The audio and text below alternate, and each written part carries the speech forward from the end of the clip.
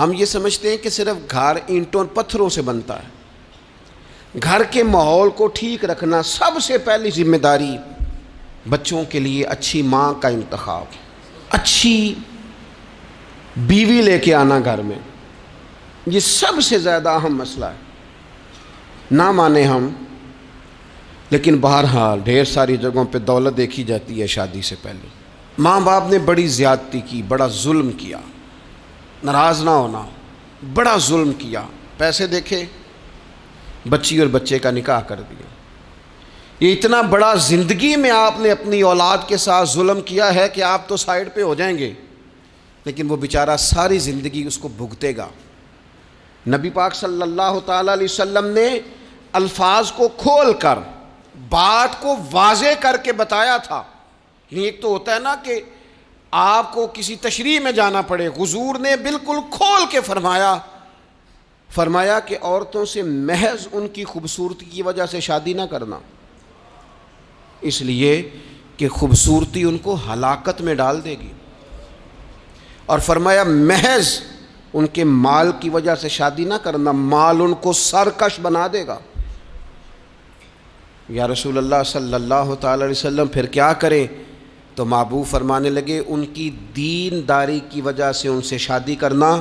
اور یہ ابن ماجہ میں لفظ موجود ہیں، اللہ کے محبوب علیہ الصلوۃ والسلام فرمانے لگے کان میں سوراخ والی کالے رنگ کی باندی اگر دیندار ہو تو تمہارے لیے بڑی بہتر ہے۔ باندی ہو، رنگ سیاہ ہو، کان میں سوراخ ہو، اس سے نکاح کر لینا، شرط یہ ہے کہ دیندار ہو۔ بہت اثرات ہیں ماں کے، لہٰذا اس انتخاب کے اندر باریکی کا مزاج پیدا کریں اگر اپنے گھر کا ماحول ٹھیک رکھنا چاہتے ہیں۔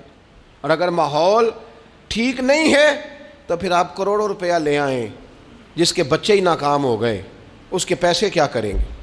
آپ بہت بڑا گھر بنا لیں، لیکن اگر بچے ہی ناکام ہو گئے تو آپ کی بڑی حویلی کیا کارنامہ سر انجام دے گی؟